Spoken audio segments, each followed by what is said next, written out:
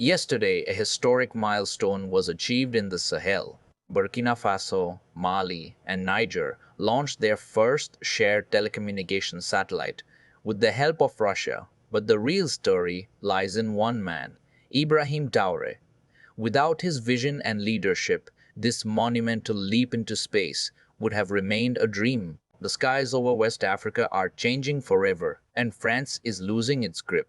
For decades, African nations have depended heavily on foreign satellites for critical functions such as communication, military intelligence, and border surveillance.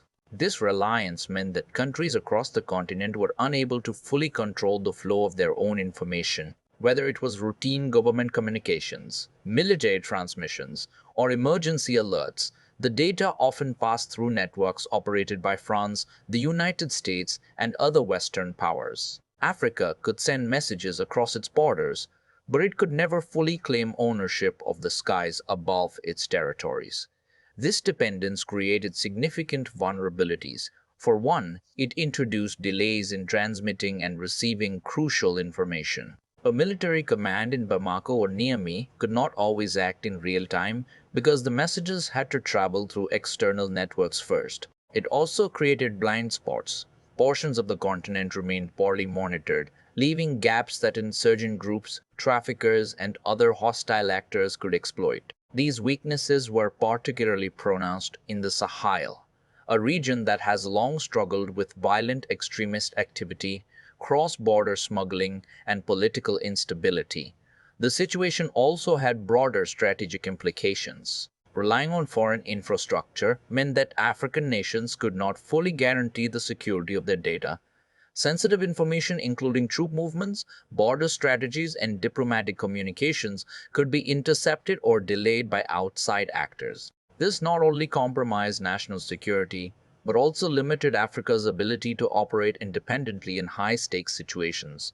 Over time, these constraints became a pressing concern for governments seeking to assert sovereignty and modernize their defense and communication networks. The challenge was clear: to safeguard security, improve responsiveness, and fully control their own communications. African nations would need to move beyond dependence on foreign satellites and invest in building independent space capabilities, marking a critical turning point in the continent's technological and strategic evolution. That situation began to change thanks to Ibrahim Traoré, a visionary leader with a sharp strategic mind and a deep understanding of Africa's technological and security needs. Recognizing that decades of reliance on foreign satellites had left the Sahel vulnerable to delays, surveillance, and blind spots, Traoré set out to chart a new path, one that would give his region full control over its digital skies. He spearheaded an unprecedented partnership, bringing together Burkina Faso, Mali, and Niger, three nations that had long faced challenges in communications and border monitoring, and partnered with Russia to provide the technical expertise needed to turn this vision into reality. The goal was ambitious: to design, launch, and operate the Sahel's first shared telecommunications satellite, one that would serve multiple nations simultaneously while remaining fully under their control. The result was historic. For the first time, these three countries could manage their own communications independently. Intelligence transmissions, military coordination, and civilian communication could now flow securely without passing through foreign-controlled networks. One satellite now served three nations, delivering real-time capabilities that were previously unimaginable. This was not merely a technical achievement, it was a strategic game-changer. The satellite's launch signaled a broader shift in regional power and technological sovereignty. Military planners could now track movements and respond to threats faster. Governments could communicate sensitive information with confidence. Even humanitarian and development operations could be coordinated more efficiently across borders. Beyond the immediate practical benefits, the project has a symbolic significance. It represents a bold assertion of African agency in an arena historically dominated by external powers. Through Traoré's leadership, Burkina Faso, Mali, and Niger have transformed from passive consumers of foreign technology into active participants in the space age, demonstrating that regional collaboration, vision, and determination can rewrite the rules of security sovereignty. and technological innovation in the Sahel. Whoever controls the sky controls information, influence, and power. And for decades, much of that power over Africa rested in the hands of foreign powers. France, the United States, and other Western nations quietly monitored African borders, tracked elections, and intercepted military operations. From the Sahel to the savannas, African nations had limited visibility into their own territories, and their strategies were often constrained by the networks of others. This silent oversight gave external powers a subtle but profound influence over political decisions, security measures, and regional stability. That leverage is now shifting. Under the leadership of Ibrahim Traoré, Burkina Faso, Mali, and Niger have reclaimed a critical piece of sovereignty: control of the skies. The Sahel's first shared telecommunications satellite gives these nations the ability to communicate securely, monitor borders in real time, and coordinate military and humanitarian operations without outside interference. Signals no longer have to pass through foreign networks. Sensitive information stays under regional control. This is about far more than technology, it is about autonomy, security, and influence. For the first time, African nations in the Sahel are capable of shaping their own strategic decisions above the horizon. They can respond quickly to threats, track insurgent movements across borders, and coordinate development or disaster relief efforts independently. The satellite transforms them from passive observers into active participants in the geopolitics of their own region.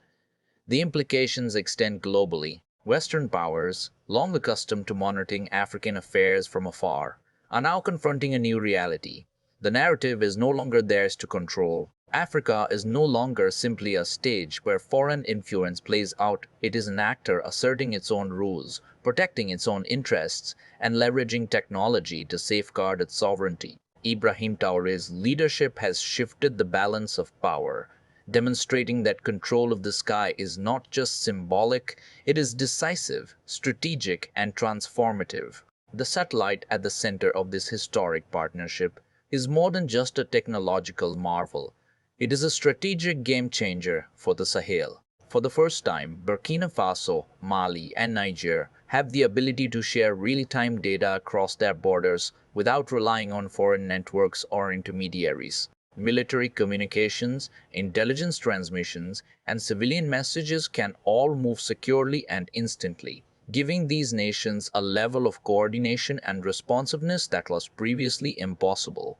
Before this initiative, even African ground stations depended on switches and relay systems controlled by external powers.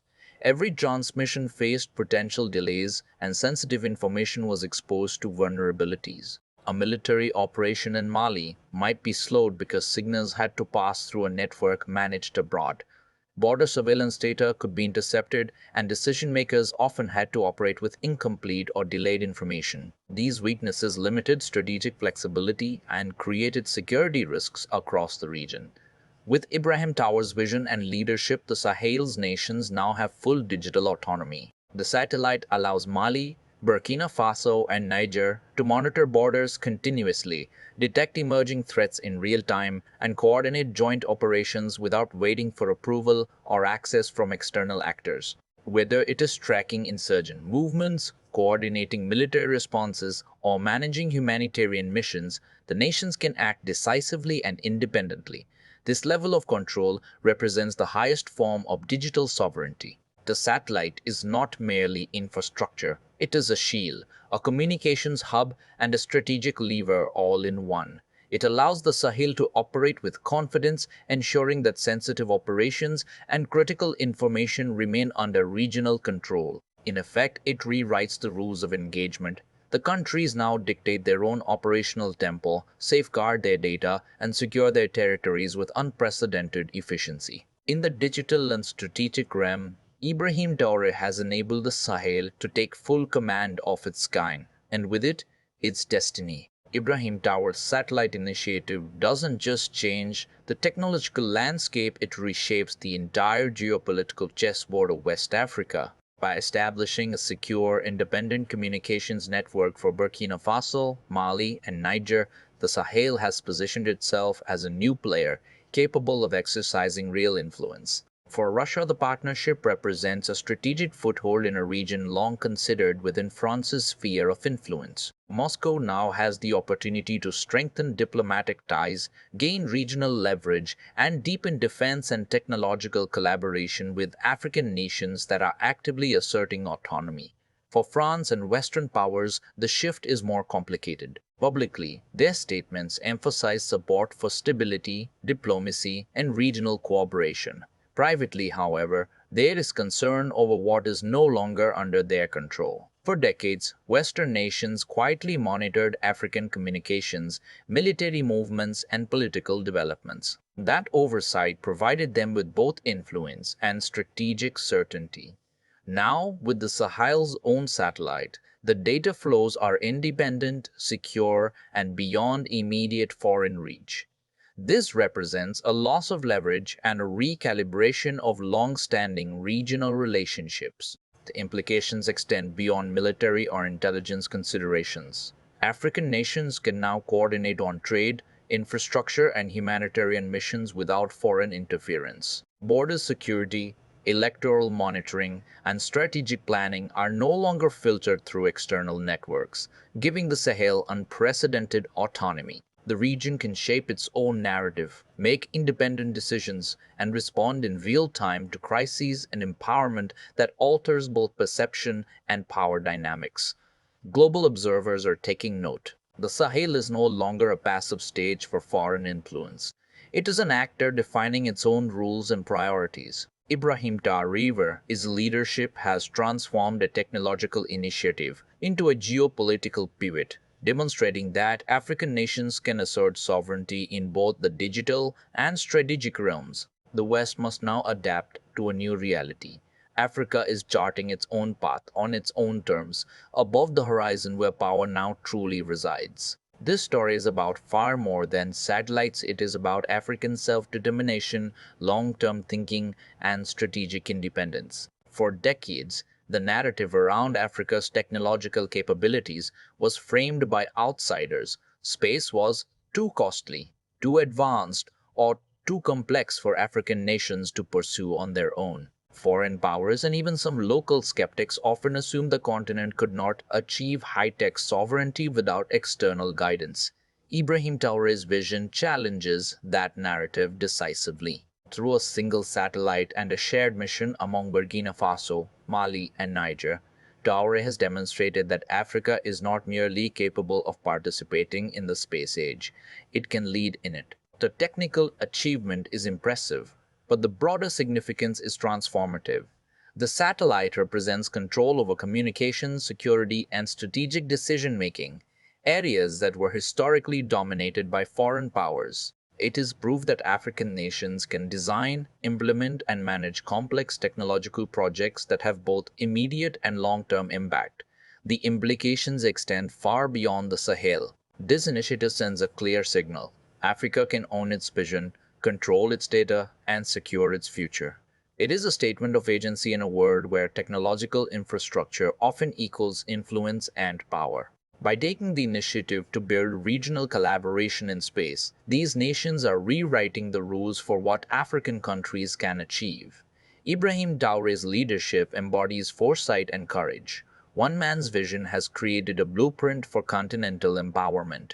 A single satellite now symbolizes decades of potential realized, a region asserting its autonomy, and a continent demonstrating that strategic independence is not just a goal, it is achievable. The Sahel's mission is a message to the world. Africa can chart its own course, define its own priorities, and claim its rightful place in the global technological and strategic arena. This is not just progress. It is a historic assertion of African sovereignty. The question now is simple, but the answer will define a generation. Will Africa use this new control responsibly, or will it merely exchange one form of external influence for another? Technology itself is neutral. Power, however, is shaped by how it is used.